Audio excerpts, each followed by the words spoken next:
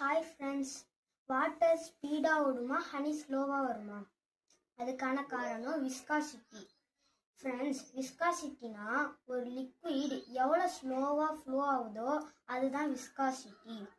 ஸ்பீடாக ஓடுனா low viscosity, ஸ்லோவாக ஓடுனா ஹை விஸ்காசிட்டி.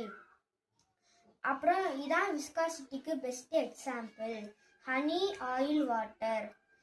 ஹனி ஹை விஸ்காசிட்டினால பாட்டம்ல செட்டில் ஆயிருக்கு. ஆயில் ஹனியை விட லோ விஸ்காசிட்டினால அதுக்கு மேலே செட்டில் ஆயிருக்கு. வாட்டர் ஆயிலை விட லோ விஸ்காசிட்டினால மேலே செட்டில் ஆயிருக்கு. உங்கள் ஸ்கூலில் எக்ஸிபிஷன் நடந்துச்சுன்னா நீங்களும் இந்த மாதிரி ஒரு ப்ராஜெக்டை செய்யுங்க.